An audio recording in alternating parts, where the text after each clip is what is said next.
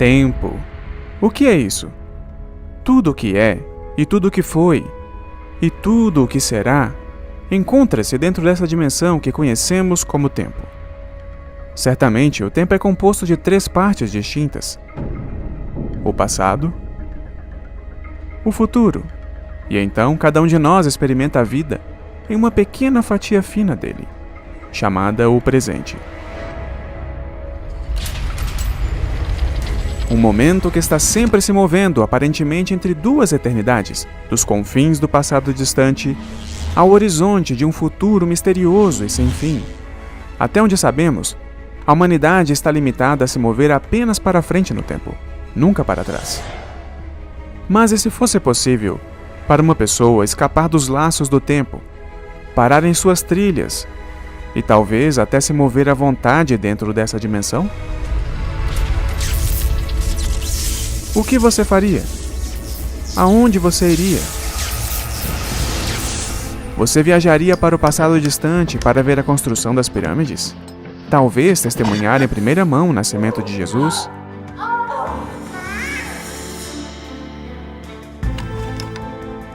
Ou quem sabe, até mesmo voltar no tempo para impedir o assassinato de Abraham Lincoln?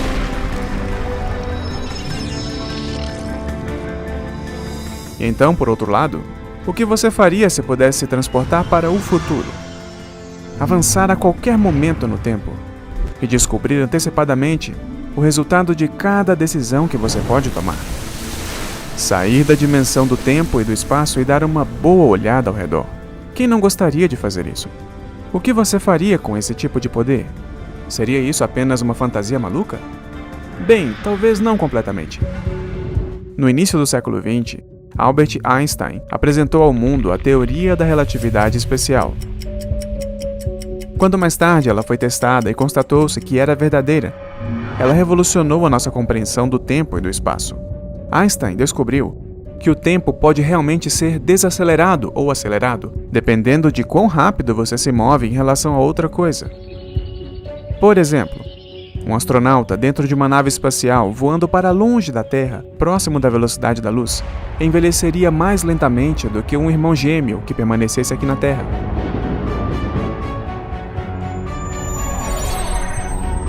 Quando o nosso viajante espacial retornasse, seu irmão gêmeo na Terra teria envelhecido muitos anos em comparação com o tempo que ele próprio envelheceu no espaço. O astronauta que retornasse sentiria como se tivesse viajado para o futuro.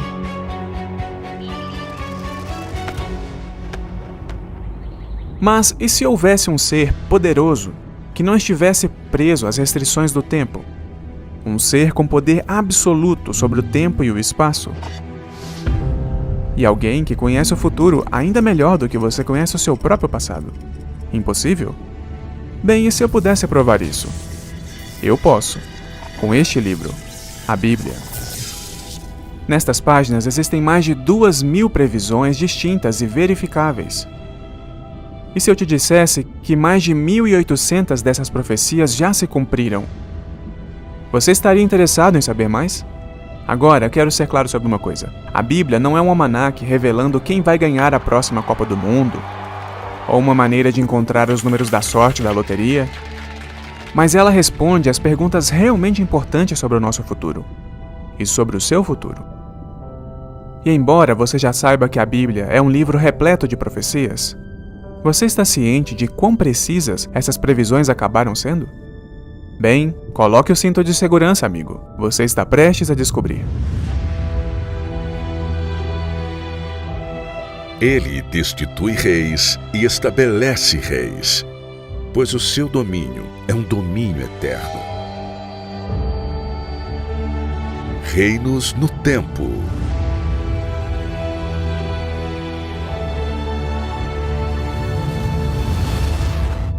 No princípio. Viu? A Bíblia fala sobre o tempo. Vamos começar com talvez um pouco de contexto. A Bíblia é, na verdade, um livro composto por 66 livros, escritos por cerca de 40 autores diferentes, em 3 idiomas, em 3 continentes, durante um período de cerca de 1.500 anos. Seus escritores vieram de todas as esferas da vida. Eles eram pastores, reis, sacerdotes, governantes e pescadores, cada um com uma personalidade única. Eles também escreveram a partir de muitas situações diferentes. Alguns estavam em prisões, outros em palácios, alguns viveram em cavernas, outros eram cativos em terras estrangeiras. Ainda assim, a Bíblia se une em uma história coesa, com um começo claro, um tema constante e um final lógico. Tudo isso enquanto circunda um personagem central. Talvez seja por isso que a Bíblia é o livro mais vendido de todos os tempos, com mais de 5 bilhões de cópias vendidas e distribuídas. Com isso, vamos dar uma olhada em nossa primeira profecia.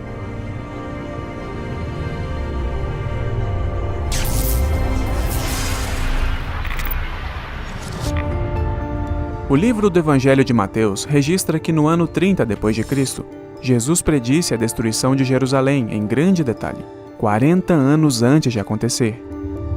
Ele apontou para as imensas pedras e colunas de mármore polido e surpreendeu os discípulos, dizendo: Em verdade vos digo que aqui não ficará pedra sobre pedra que não seja derrubada.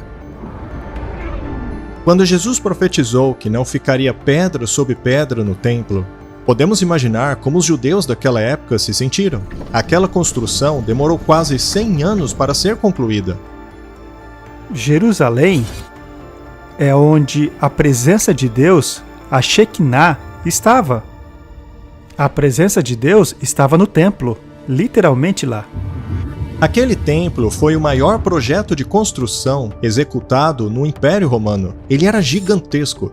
Por exemplo, a área do Coliseu era de aproximadamente 6 acres, mas o monte do templo em Jerusalém era de 36 acres, ou seja, 6 vezes o tamanho do Coliseu. Os discípulos ficaram surpresos com essa previsão, porque o templo era a joia da coroa da nação. Foi construído com toneladas de pedras maciças e preciosas. Uma das pedras do alicerce, que você ainda pode ver hoje, tem 12,5 metros de comprimento por 4,5 metros de profundidade e pesa mais de 500 toneladas. Isso é mais do que 100 elefantes. Mas a profecia de Jesus se cumpriu.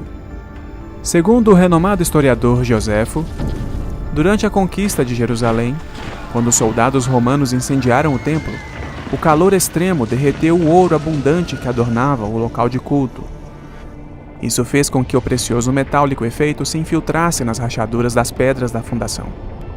Após a batalha, os soldados romanos vieram e derrubaram todas as pedras para recuperar o ouro.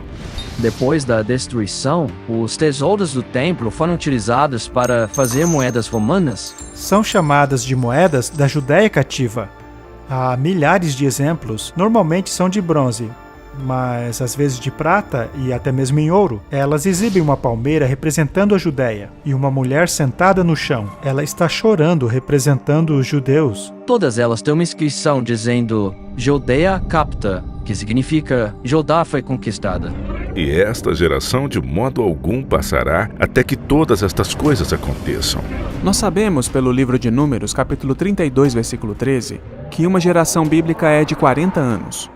Jesus fez essa previsão no ano 30. Exatamente 40 anos depois, no ano 70, o templo foi destruído pelas forças romanas. Surpreendentemente, há outra profecia bíblica relativa à luta judaica com Roma, que na verdade antecede a época de Jesus. O Senhor trará uma nação distante contra você, uma nação dos confins da terra que atacará como uma águia, uma nação cuja língua você não entende, uma nação de aparência dura, sem respeito pelo idoso ou dó pelo jovem. Ela sitiará todas as cidades da sua terra, até mesmo as altas fortificações em que vocês confiam cairão. E de fato, os romanos atacaram Jerusalém e sitiaram a cidade. Em harmonia com a profecia de Moisés, as bandeiras romanas traziam a imagem de águias em voo, resplandecendo ao sol. Hoje, tudo o que resta do complexo original do templo é a estrutura externa, conhecida como Muro das Lamentações. É interessante que se você caminhar hoje em dia pelo Muro das Lamentações, ali no sul, existe uma estrada ali com essas pedras gigantes derrubadas. São enormes camadas de pedra quebrada, uma em cima da outra. Elas foram derrubadas e empilhadas. Hoje já não resta nenhuma dúvida histórica de que Jerusalém foi destruída no ano 70 depois de Cristo. Essa destruição foi o auge daquele século. Foi o fim do Templo de Jerusalém. Isso para mim é evidência da validade de uma profecia feita décadas antes por alguém que sabia que aquilo iria acontecer. Sião será lavrada como um campo, e Jerusalém se tornará em montões de pedras, e o monte dessa casa como altos de um bosque. O povo judeu e a nação de Israel têm uma história surpreendente. Nenhuma outra nação na terra foi tão ampla e frequentemente desterrada, sobrevivendo a múltiplas tentativas de genocídio. Essas pessoas resilientes fizeram um retorno incrível após o outro, seguindo em frente para recuperar sua terra natal e prosperar novamente.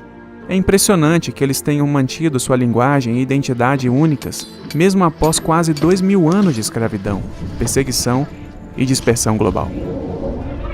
E cairão pela espada e serão levados como prisioneiros para todas as nações. Jerusalém será pisada pelos gentios, até que o tempo deles se cumpra. Algo notável é que depois que os romanos proibiram a presença deles ali, mesmo após os muçulmanos, os judeus sempre voltaram para Jerusalém. E isso muito antes do Estado de Israel, por volta de 1870, provavelmente até 1860 ou 50.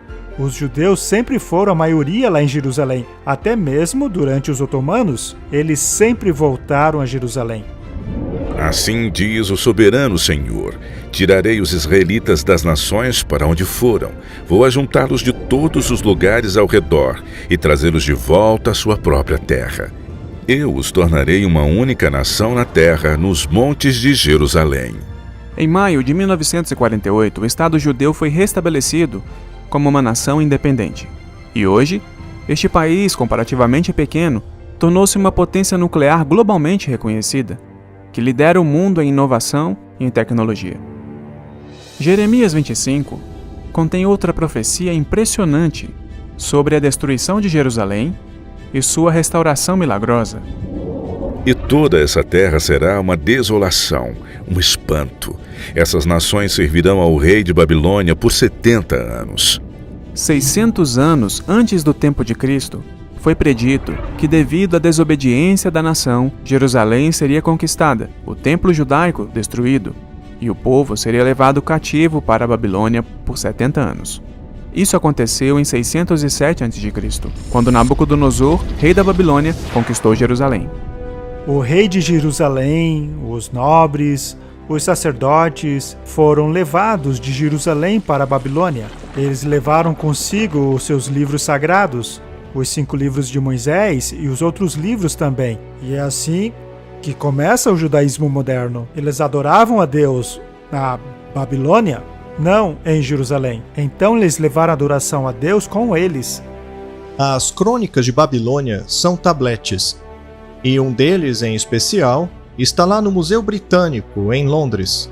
A campanha militar de número 597 é mencionada nele. A conquista de Jerusalém e da Judéia também estão relatadas nessa crônica.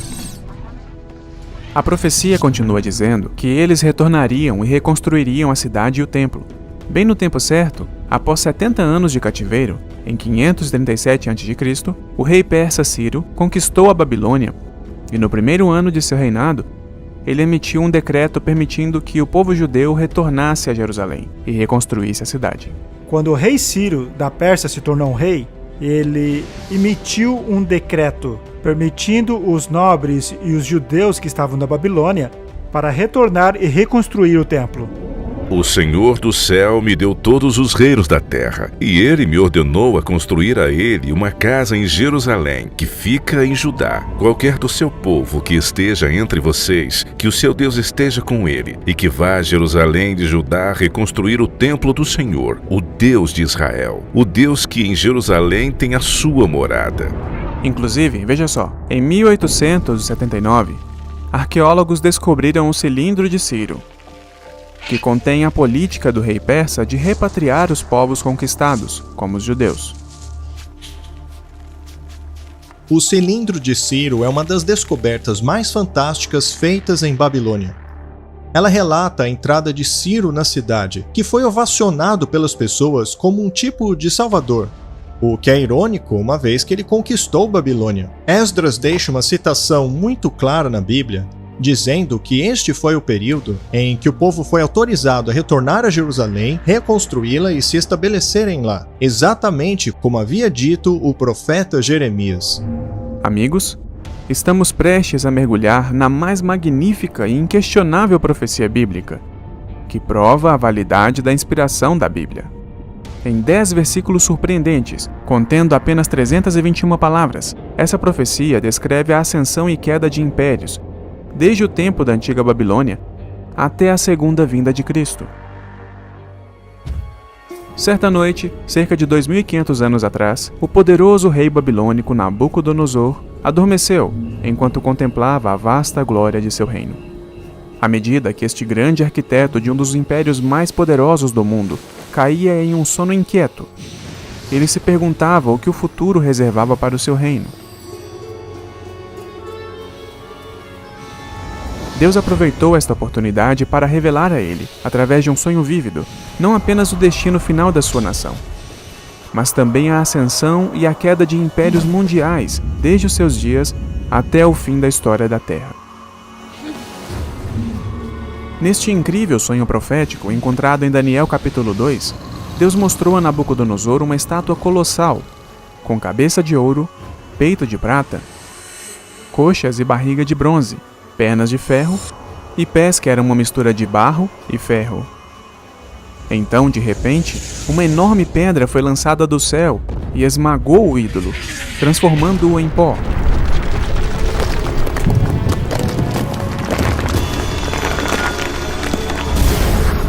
E a pedra? Ela cresce até se tornar uma montanha gigantesca que enche a terra. Nabucodonosor sabia que este não era um sonho comum. Assim, o perturbado rei chamou seus conselheiros mais sábios para vir contar-lhe o sonho e explicar o significado.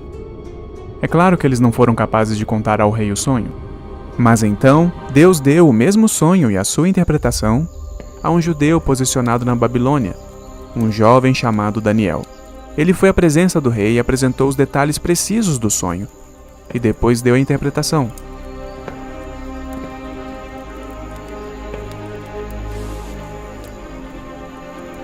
Ao fazer isso, o profeta bíblico divulgou os próximos 2 milênios de impérios mundiais que impactariam o povo de Deus. E até agora, tudo isso aconteceu exatamente como predito. Daniel disse ao rei que a cabeça de ouro representava o reino de Nabucodonosor, que governou o mundo de 612 a 539 a.C. Era um dos impérios mais ricos e poderosos da antiguidade.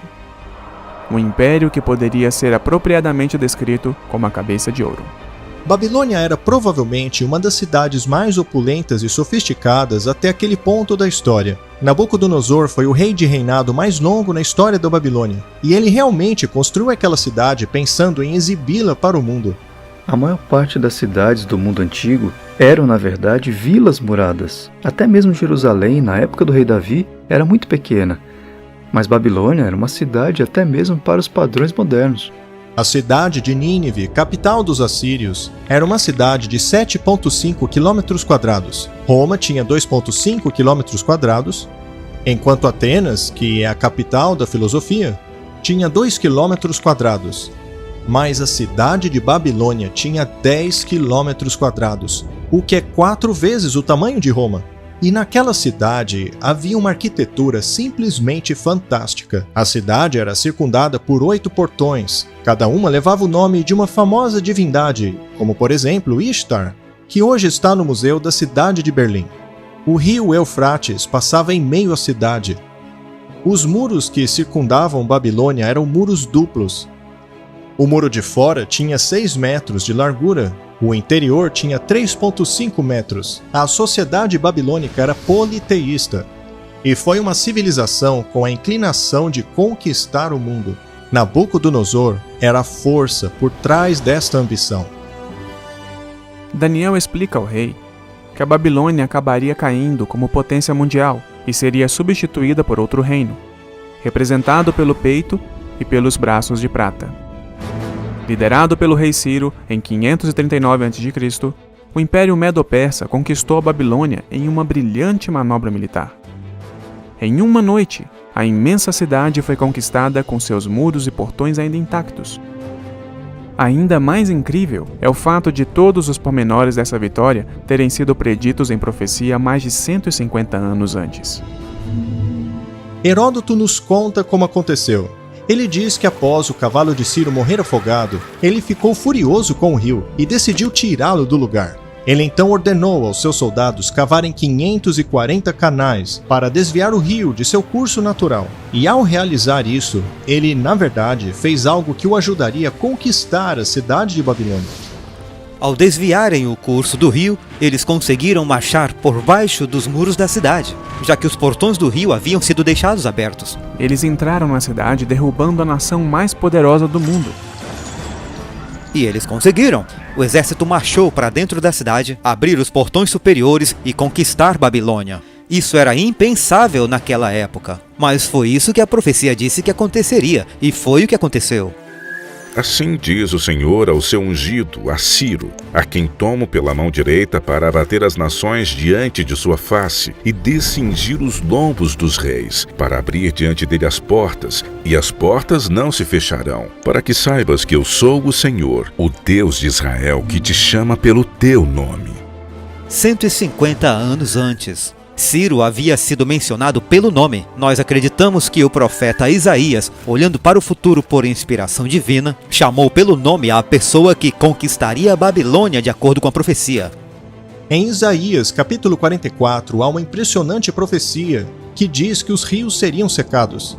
Eu secarei os seus rios, diz o Senhor, e o ungido do Senhor, Ciro, o seu pastor, seria aquele que faria isso. Portanto, esse texto datado 150 anos antes do ocorrido mostra que Isaías preveu a maneira pela qual Ciro viria a conquistar Babilônia. Isso é realmente algo fantástico na Bíblia. Quem diz de Ciro, ele é meu pastor e realizará toda a minha vontade, dizendo a Jerusalém, você será edificada, e quanto ao templo, seu fundamento será lançado. Os persas adoram um Deus. Eles são monoteístas. Eles têm isso em comum com os judeus e pode muito bem haver uma centelha de simpatia ali. A conquista da Babilônia por parte de Ciro deu início ao Império Medo-Persa, que durou de 539 a.C. até 331 a.C. Com a chegada da Medo-Pérsia, houve uma grande mudança. Eles migraram do ouro para a prata, que acabou tornando-se o metal da moeda corrente. A Babilônia não precisava utilizar a prata porque eles tinham muito ouro. Mas a prata tornou-se a moeda corrente no Império Medo-Persa para fazer comércio com as outras nações. Ela acabou sendo quase que conhecida como o Império de Prata. Após este surgirá um terceiro reino de bronze e dominará sobre toda a terra. Todos os estudiosos da Bíblia concordam que o reino de bronze na imagem simboliza a Grécia. Os gregos chegaram ao poder quando Alexandre o Grande conquistou os persas na Batalha de Arbela, em 331 a.C. Alexandre o Grande normalmente é descrito como grego, o que no fundo é verdade. Ele foi educado por Aristóteles. Era um jovem governante muito carismático.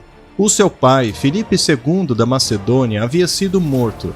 Quando Alexandre o Grande assumiu o poder, ele começou imediatamente a querer realizar o sonho de seu pai, que era conquistar o Império Persa. Alexandre o Grande tornou-se rei quando tinha apenas 18 anos, mas ele era um prodígio militar, até mesmo para os padrões de hoje. Ele era um gênio militar com relação a conquistas.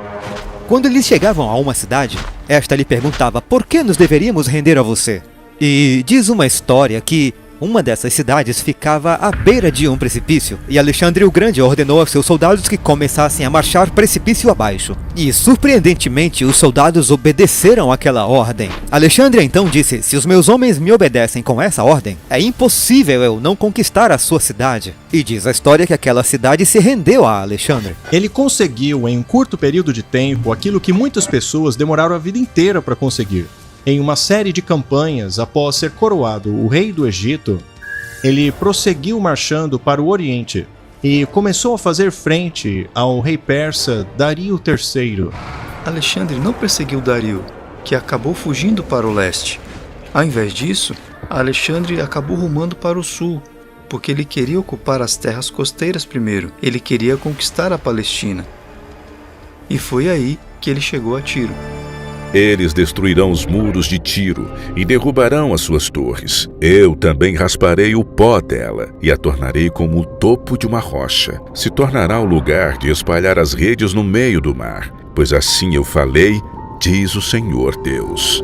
Por mais de um milênio, a partir de 1500 a.C., os fenícios foram a maior potência naval do mundo antigo.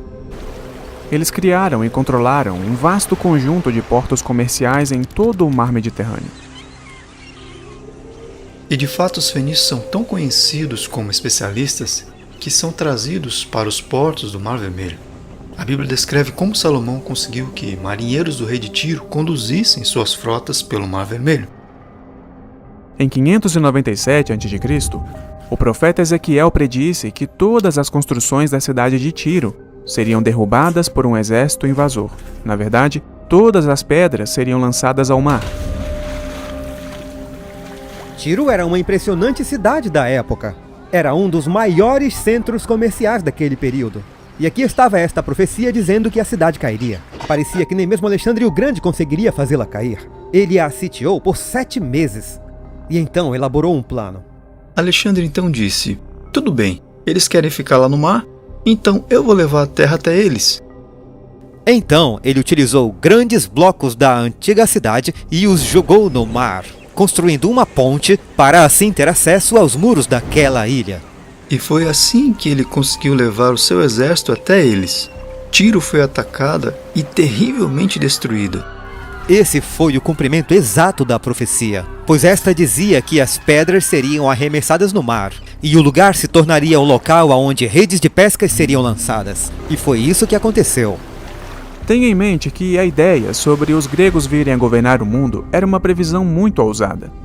Lembre-se de que, na época em que a profecia de Daniel foi dada, a Grécia era apenas uma coleção de tribos guerreiras, com muito pouca influência mundial. A Grécia permaneceu no poder até por volta do ano 168 a.C., quando foi conquistada pela próxima potência mundial que estava à espreita. E o quarto reino será forte como o ferro, pois como o ferro esmiuça e quebra tudo, como o ferro que quebra todas as coisas, assim ele esmiuçará e fará em pedaços todos os outros. Quem veio depois da Grécia? É um fato irrefutável da história, que a monarquia de ferro de Roma os conquistou e desfrutou da supremacia pelos próximos 600 anos. Quando o ferro foi introduzido, um resultado muito importante nas guerras foi o barateamento das armas. Por exemplo, o preço para se fazer uma ponta de flecha, ou a ponta de uma lança, ou um capacete, era muito mais barato que o bronze. A maior razão para isso é que o bronze contém estânio, e o estânio só podia ser obtido em 2 lugares no mundo antigo, que era no Afeganistão e em Cornwall, na Inglaterra. E comercializar isso realmente era muito caro. Então, a Era do Ferro barateou muito o preço da guerra, o que resultou em exércitos maiores.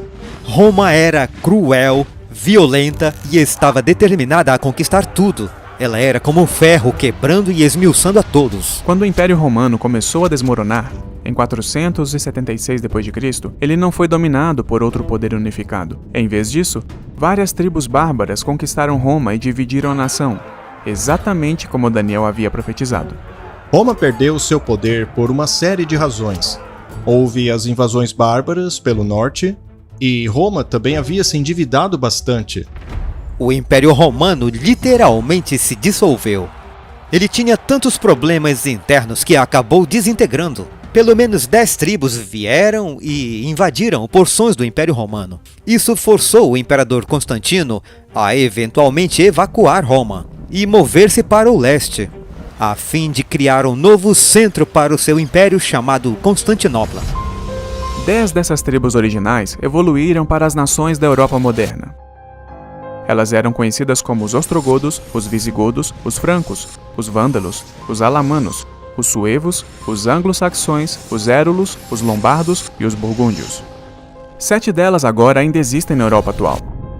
Por exemplo, os anglo-saxões se tornaram os ingleses, Os francos se tornaram os franceses, os alamanos se tornaram os alemães e os lombardos se tornaram os italianos. Como viste, os pés e os dedos eram em parte de barro e em parte de ferro. Eles não se misturarão um ao outro, assim como o ferro não se mistura com o barro. Através de casamentos, alianças e tratados, muitas potências tentaram em vão reunificar o continente europeu. Ao longo da história, líderes como Carlos Magno, Napoleão, Kaiser Wilhelm, Mussolini e Hitler lutaram para recriar a glória do antigo Império Romano.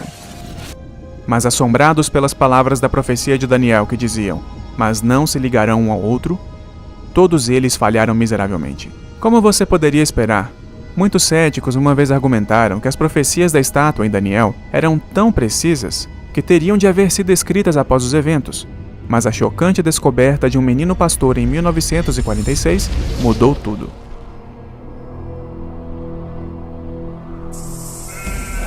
O menino beduíno estava pastoreando suas ovelhas.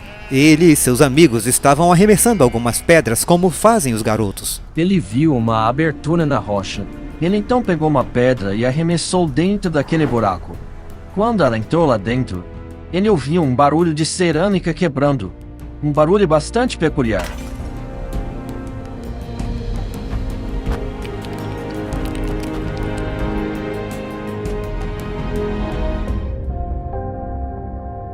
Então, no fundo da caverna, ele encontrou jarros contendo pergaminhos antigos.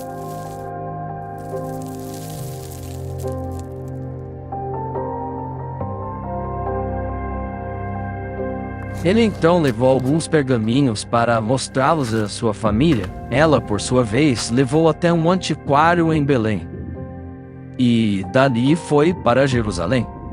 Finalmente, alguém reconheceu o que era aquilo, e formou-se uma expedição até as cavernas de Qumran. Eles acharam milhares de manuscritos diferentes. Havia pergaminhos completos, como o famoso pergaminho de Isaías. Os pergaminhos foram datados entre o ano 250 a.C. até o ano 70 d.C. Todos os 66 capítulos do livro de Isaías foram preservados. Ele é virtualmente o mesmo livro de Isaías que temos na Bíblia hoje. Não há diferenças teológicas, nem diferenças históricas drásticas. Um arqueólogo examinou os pergaminhos do Mar Morto e os comparou à Bíblia que nós temos hoje. A conclusão a que ele chegou é que os livros do Antigo Testamento são certamente antigos e precisos, como dizemos que são. A descoberta dos manuscritos do Mar Morto e outros achados fornecem evidência irrefutável de que a profecia de Daniel foi escrita bem antes dos eventos que ele predisse.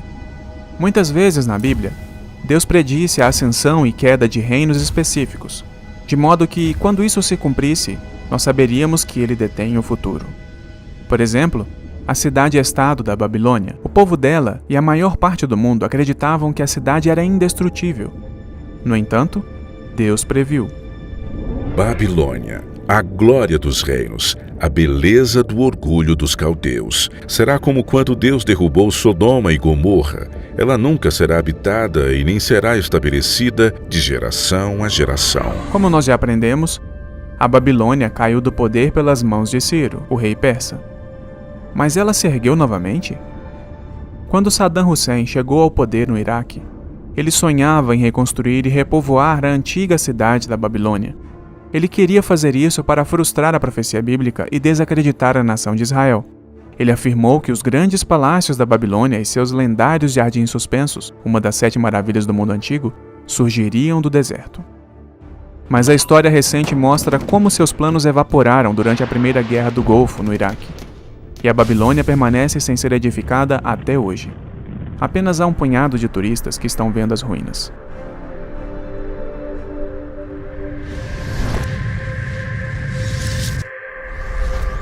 Localizado a sudoeste de Israel, às margens do rio mais longo do mundo, ficava o Reino do Egito. Com suas grandes pirâmides, templos colossais e a agricultura que acontecia o ano todo, parecia que o Egito iria perdurar como uma superpotência ao longo da história. No entanto, durante o auge do poder do Egito, a Bíblia predisse corajosamente que o reino nunca mais ocuparia uma posição de comando entre as nações do mundo. o profeta Ezequiel declarou: Eu os trarei de volta do cativeiro e os farei voltar ao alto do Egito, a terra dos seus antepassados. Ali será um reino humilde, será o mais humilde dos reinos, e nunca mais se exaltará sobre as outras nações. Eu o farei tão fraco que nunca mais dominará sobre as nações. O Antigo Egito foi uma das civilizações mais famosas. Por milhares de anos, o Egito dominou uma grande parte do mundo antigo. Fez campanhas na terra de Canaã durante o período do Novo Reino, quando faraós como Tutmoses III e Ramsés II ficaram famosos. E muito antes desse período nós temos a construção das pirâmides, que ocorreu muito cedo na história do Egito. Mas ao longo do tempo nós vemos um declínio na cultura egípcia. E esse declínio ocorre ao longo de dinastias, ao longo do tempo, e finalmente o Egito perde de vez a sua proeminência. Hoje o Egito não é o que costumava ser em tempos antigos. Ainda podemos ver as grandes pirâmides na cidade de Cairo, mas quando comparamos o que foi essa nação e todas as coisas grandiosas conquistadas por elas no passado com o Egito de hoje, é muito diferente. Aquela glória ficou no passado. O Império Assírio já governou o Oriente Médio, cobrindo mais de 1 milhão de quilômetros quadrados. Sua antiga capital de Nínive estava situada no lado leste do rio Tigre, exatamente em frente à atual Mossul, no Iraque. Você deve se lembrar que, após o seu desvio de 3 dias pelo grande peixe, o profeta Jonas foi enviado para alertar os habitantes de Nínive a se arrependerem. E embora um reavivamento tenha começado, ele não durou. E Nínive caiu em um estado de violência e imoralidade que atormentaria os seus vizinhos judeus. Como um sinal do juízo de Deus, em 615 a.C., o profeta Naum previu em grande detalhe a futura destruição de Nínive. Embora estejam entrelaçados como espinhos e encharcados de bebida como bêbados, serão consumidos como a palha mais seca.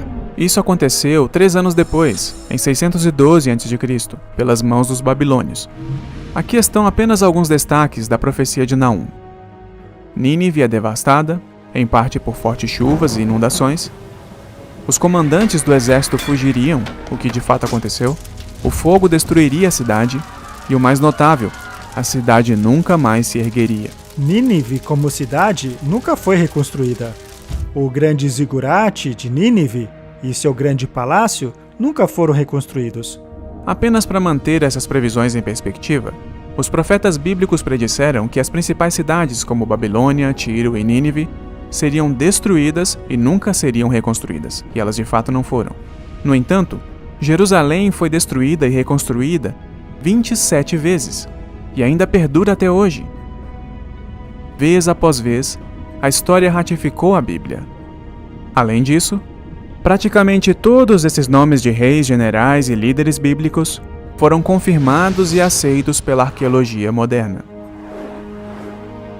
Mas o verdadeiro foco central de toda a profecia bíblica é uma pessoa. Jesus é o tema principal das Escrituras. A Bíblia é a história dele. Ela começa e termina com Cristo. Portanto, não devemos nos surpreender ao encontrar profecias sobre a vinda do Messias em todo o Antigo Testamento. Este é um bom momento para fazer um panorama. A Bíblia realmente é dividida em 2 coleções de livros.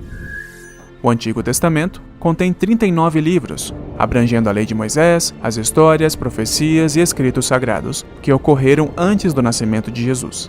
A coleção dos últimos 27 livros contém o Novo Testamento e abrange a história do nascimento de Jesus, os ensinamentos de sua vida, seguidos pelos escritos dos apóstolos e pelas profecias do Apocalipse.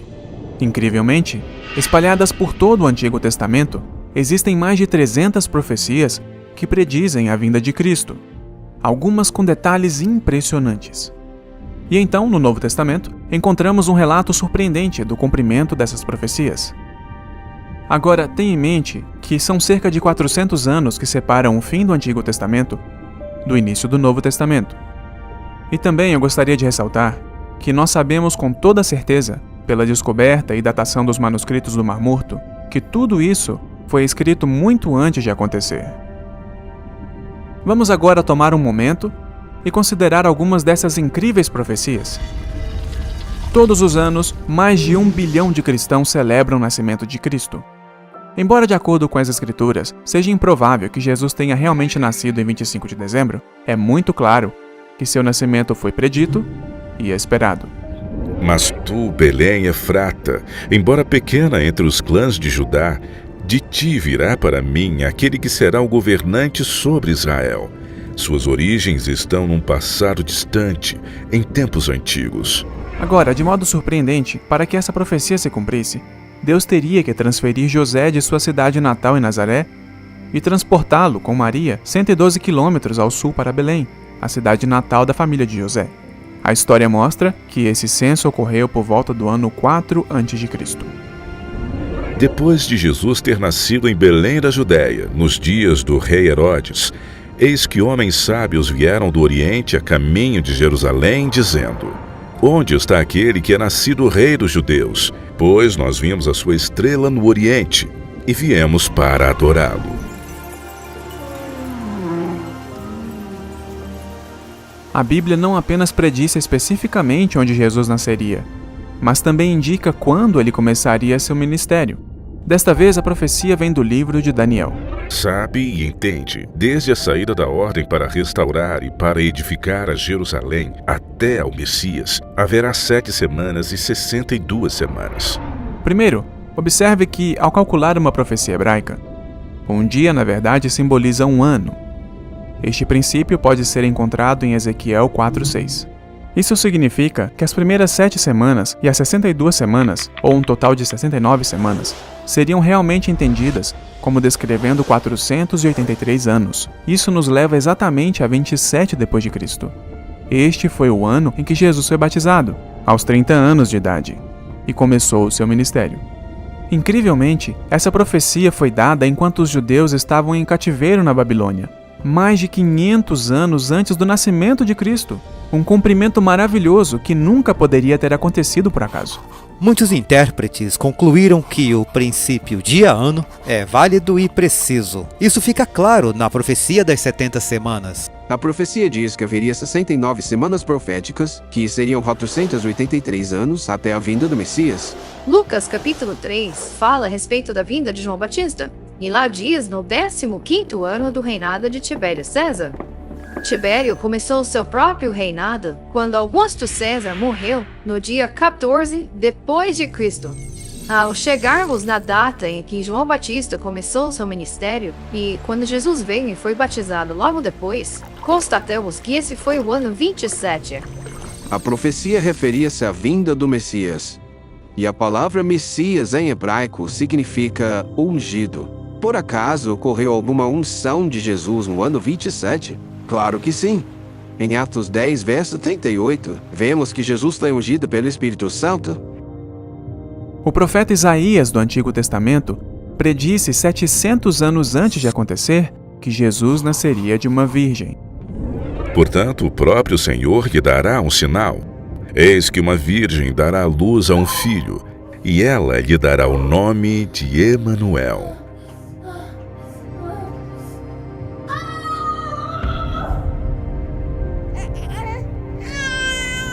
Há duas coisas notáveis aqui.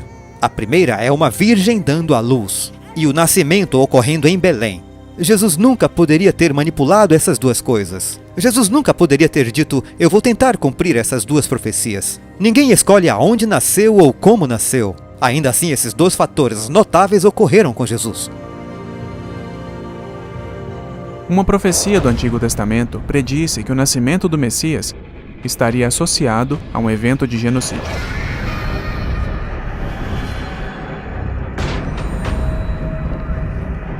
Uma voz se ouviu em Ramá, lamentação, choro amargo. Raquel chora seus filhos. Não quer ser consolada quanto a seus filhos, porque já não existem. Por causa dessa tentativa violenta de tirar a vida do menino Jesus, seus pais foram forçados a fugir para o Egito por segurança.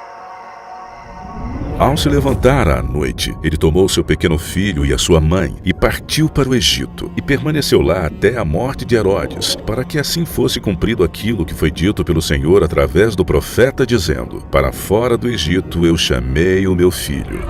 E foi assim com a nação judaica. Eles haviam ido para o Egito e depois foram chamados para fora dele. E Jesus também foi para o exílio no Egito e depois chamado para fora desse exílio. Sem dúvida, algumas das profecias mais surpreendentes a respeito de Cristo são as encontradas no livro de Isaías, que destacam precisamente os detalhes de seu ministério. Essas profecias apontam para o que Jesus realizou. Ele trouxe esperança, ele trouxe cura, luz para os gentios. Ele foi alguém capaz de restaurar a vista ao cego. Ele era capaz de dar liberdade ao cativo. Ele menciona uma passagem de Isaías 35 a respeito da cura do cego e do aleijado. Ele diz: observe. Ele então prossegue e continua o que estava fazendo, ou seja, curando o cego e o aleijado. Ele estava desfazendo as maldições resultantes da quebra da aliança. Ele estava trazendo restauração para que pudessem experimentar a graça de Deus mais uma vez. Jesus revelou grande poder durante seu ministério, curando os enfermos, acalmando as tempestades, até ressuscitando os mortos. Mesmo assim, os escritores da Bíblia previram e documentaram que, apesar de seu incrível poder e autoridade, ele ainda seria um servo manso e humilde, um digno exemplo a seguir. Por exemplo, em Zacarias 9, versículo 9, nós lemos: Alegra-te muito, ó filha de Sião, exulta, ó filha de Jerusalém. Eis que teu rei virá a ti, justo e salvo, pobre e montado sobre um jumento, e sobre um jumentinho, filho de jumenta. 500 anos antes da chegada de Jesus, Zacarias havia profetizado. Ele disse que um rei viria montado em um jumento, e aquilo tornou-se uma tradição. Quando ele entrou em Jerusalém, com a multidão gritando Hosana e colocando suas capas diante dele, com as folhas de palmeira, o povo entendeu que ele estava se colocando como rei. Pensaram que ele estabeleceria um reino aqui na terra. Mas Jesus não era esse tipo de rei. Jesus veio montado em um jumento para declarar que era rei antes de ser crucificado. Esse evento impressionante foi testemunhado por milhares de pessoas apenas alguns dias antes da crucificação de Jesus. E, no entanto, poderia ter sido facilmente contestado, mas o escritor que testemunhou os eventos o registra como um fato histórico. Nada é mais convincente do que as profecias sobre a traição, o julgamento, a crucificação e a ressurreição de Jesus. Por uma coisa, o Antigo Testamento predisse que o Messias seria traído por um amigo, depois de compartilhar o pão com ele. Como todos sabem, Judas traz Jesus logo após a última ceia. Jesus predisse que seria traído, e isso chocou seus discípulos. Alguém de dentro do círculo deles tornou-se um traidor. Isso foi decepcionante. Existe uma boa razão pela qual os pais não põem nome de Judas em seus filhos. Até o meu próprio amigo íntimo, em quem eu tanto confiava, que comia do meu pão, levantou contra mim o seu calcanhar.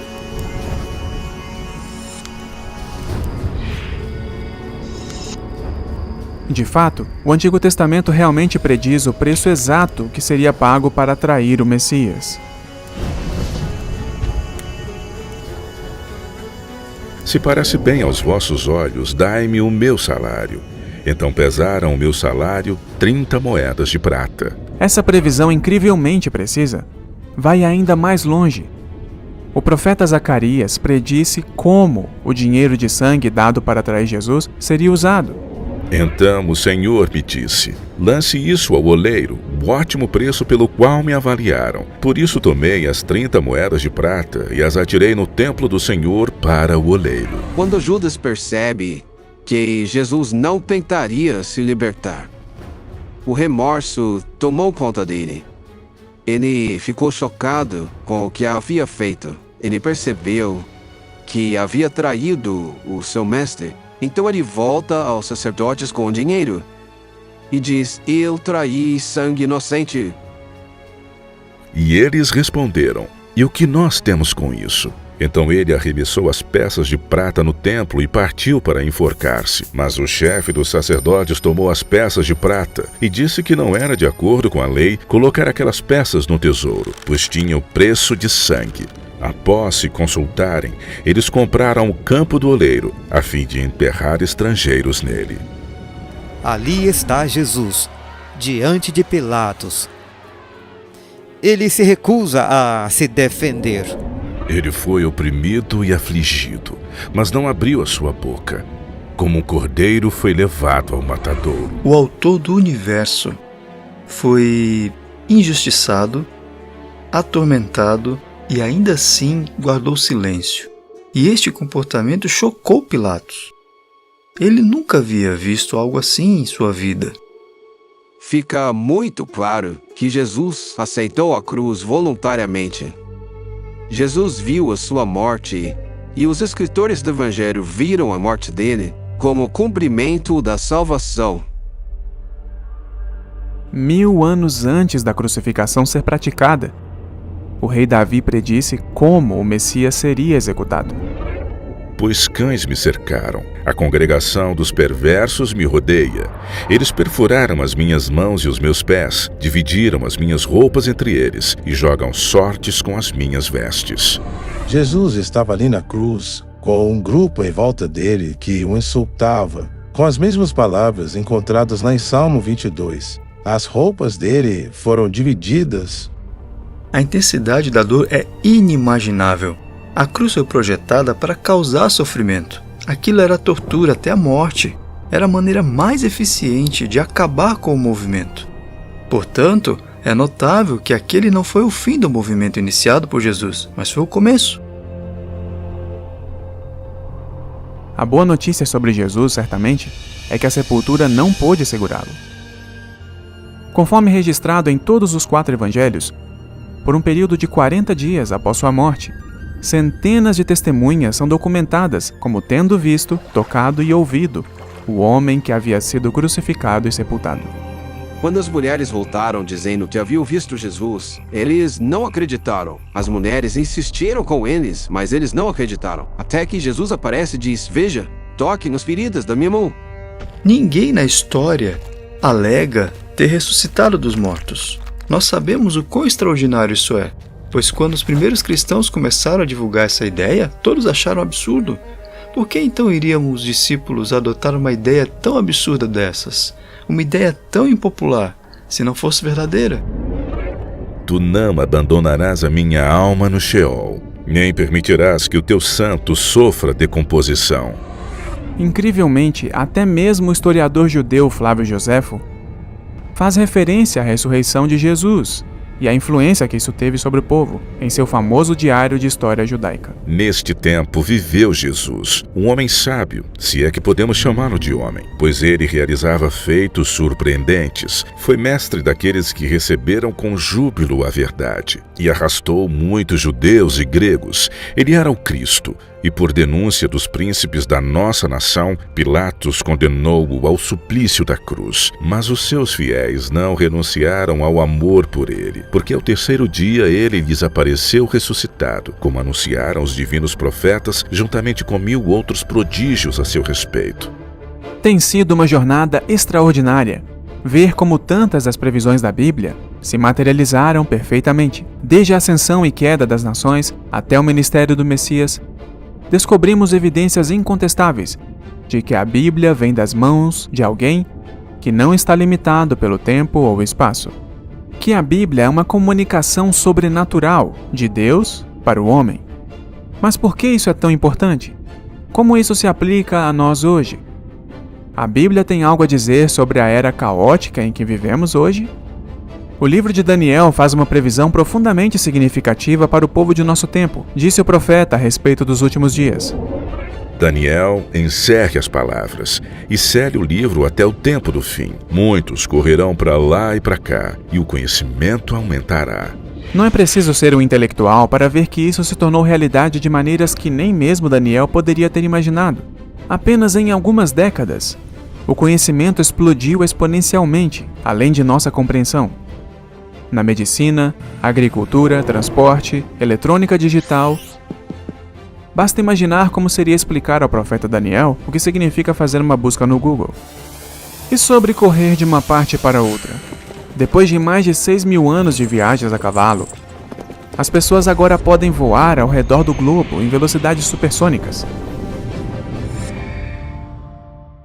Nossa profecia final considerará uma previsão feita pelo próprio Jesus. Cerca de uma semana antes da sua crucificação, Jesus predisse: E este evangelho do reino será pregado a todo o mundo, como testemunho a todas as nações, e então virá o fim. Você consegue imaginar o sorriso cínico das pessoas dos dias de Jesus após ouvirem essa audaciosa profecia? Quem Jesus pensava que era? Aqui estava este pobre carpinteiro, sem instrução formal, nascido em um estábulo, nunca nem escreveu um livro, sem conexões políticas, prevendo que seus ensinamentos iriam dar a volta ao mundo. Mas o que é ainda mais extraordinário é a segunda metade dessa profecia. Jesus nos diz aqui, sem equívocos, que depois que a mensagem for dada ao mundo, então virá o fim. Hoje, centenas de satélites circulando o planeta fornecem comunicação global quase instantânea, através do rádio, da televisão e da internet. O Evangelho está sendo transmitido em todo o mundo. Anteriormente, neste programa, discutimos o sonho de Nabucodonosor, de Daniel capítulo 2. Desta grande imagem que representava as várias potências mundiais até o nosso tempo. E você se lembra, no final do sonho, há uma grande pedra que voa dos céus e esmaga a imagem em seus pés e depois a tritura até o pó. A quem essa pedra representa? E que grande poder é esse que derruba a imagem? É Jesus Cristo, a rocha eterna. Toda a história está agora se movendo para o dramático desfecho, quando o Filho de Deus retornará com poder e glória. O cumprimento da profecia revela que quase chegamos ao fim do tempo. Há apenas uma pergunta muito importante a ser respondida. Você está preparado para o maior evento da história do planeta? Você está pronto para a vinda de Jesus? Bem, amigo, você pode estar pronto. Pois Deus tanto amou o mundo que deu seu Filho unigênito, para que todo aquele que nele crê não pereça, mas tenha a vida eterna. Vá a Ele em oração e peça-lhe que perdoe seus pecados e o salve. Ele promete que Ele o fará. Então, em vez de ter um fim sem esperança, você pode ter uma esperança sem fim. Mas agora é a hora. Hoje é o dia. Por que você não pede a Ele agora mesmo?